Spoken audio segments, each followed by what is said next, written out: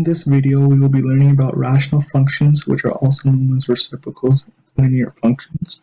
So when you divide polynomial function, the result is a rational function. So if we have the basic form of the equation of a reciprocal of a linear function, it will be f at x equals 1 over kx minus c. So this is a reciprocal of a linear function form. So the denominator of this function cannot equal 0 because any number divided by 0 is undefined. So with that being said,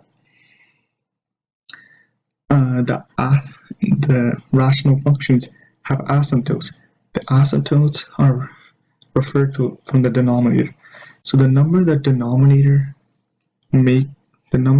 makes the denominator equal 0 is the asymptote, and that is a property rational functions have.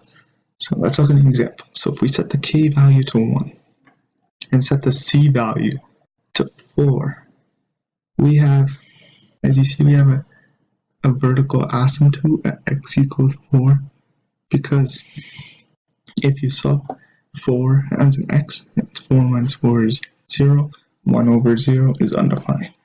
So there's also a horizontal asymptote at y equals 0. So you have a vertical asymptote and a horizontal asymptote. So let's look at another example. Y equals 1 over x. So in this function, you can see that there's a vertical asymptote at x equals 0, as it will never touch 0.9. It will go really close, but it will never touch. But there also is a horizontal asymptote at y equals 0. Now, since you can find asymptotes by looking at the graph, there's another way you can find it by using decimal. It's going to be edit list, convert to table. So now you have a table. You can see that when x is 0, it is undefined. So there's an asymptote at x equals 0, which is a vertical asymptote. But every reciprocal of a linear function has a asymptote of y equals 0. It has a horizontal asymptote of y equals 0. So let's look at multiple functions at once. So if we have one at y equals 4 over 6 minus x, and one at y equals 1 over 4x minus 8, and we have, for third one, let's put in for fun, y equals 1 over x.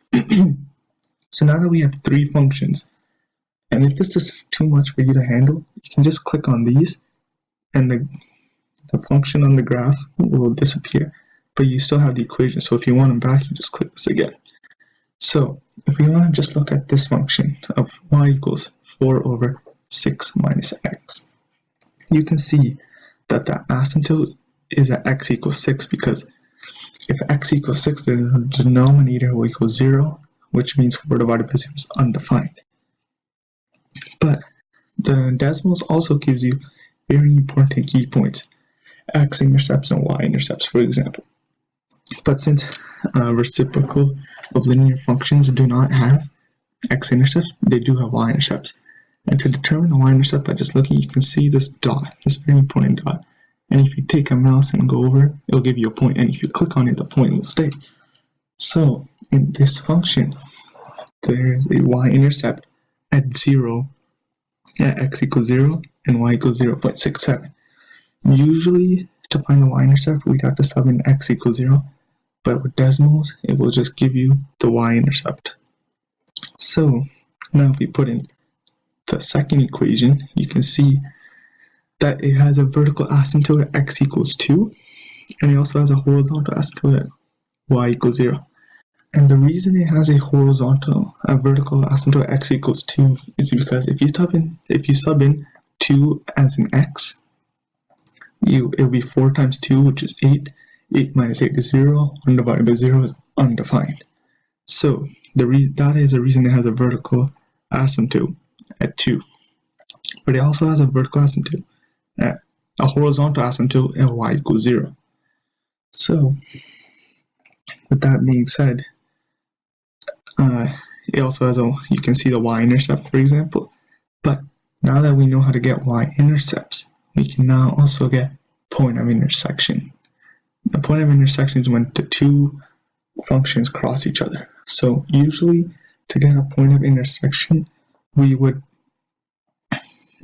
set one equation equal to the next equation.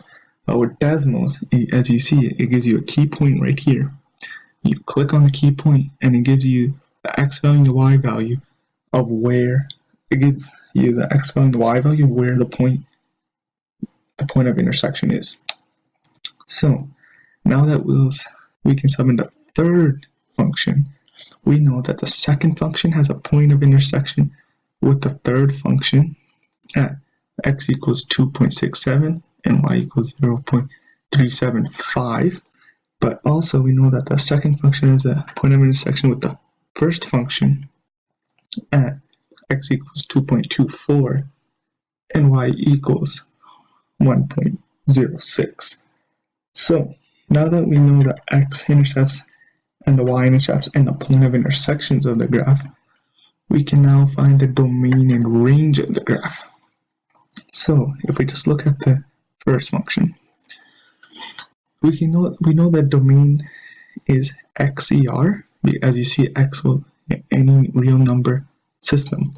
But since x does not hit the number 6, it would be XER such that x cannot equal 6. So the domain of the first function would be d dot squiggly line. That would be a squiggly line. XER such that XER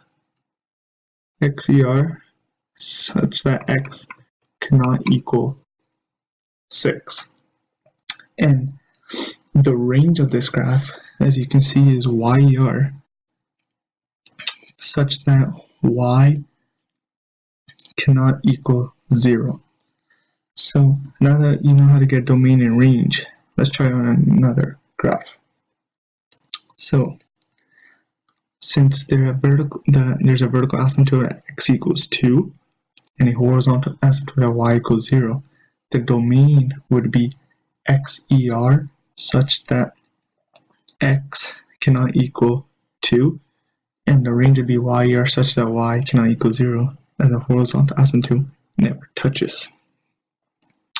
So if we now bring back the three functions, we can now describe the end behavior. So by just looking at the first function, you know that the end behavior is how x approaches. So as x here approaches positive infinity, y approaches 0. As you can see, y is getting closer and closer to 0. But here you can see as x approaches negative infinity, y is also approaching 0 as it gets closer and closer, but will never touch. So now that we know all this, let's try one example interpreting all this.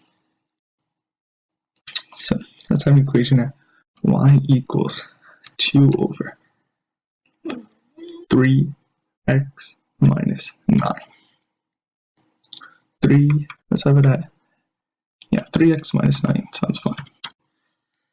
So in this function, you can see that there's a vertical asymptote at x equals 3, because if b sub x is 3 times 3 is 9, 9 minus 9 is 0. So with that being said, there's also a horizontal asymptote at y equals 0. So now that we know the asymptotes, we can state the domain and range. So the domain for this function is XER such that x cannot equal 3. And the reason behind that is x can be any number in the real number system, but x will not touch the number 3 because it will make the denominator equal 0. and the range is YER, such that Y cannot equal 0. As you can see, Y will be any number in the real number system, but it will never touch the 0 point line. You can zoom in and find, but it will never touch the 0 point line. So, as you see, this graph does have a y-intercept right here at when x is 0 and y is negative 0.22.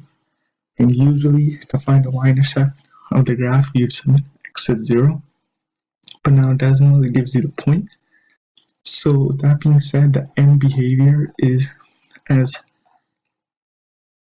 x approaches negative infinity, as x approaches positive infinity, y approaches 0. And as x approaches negative infinity, y also approaches 0 as well. So that is the lesson for today. There will be a practice worksheet, and we'll see you next time. Thanks for watching.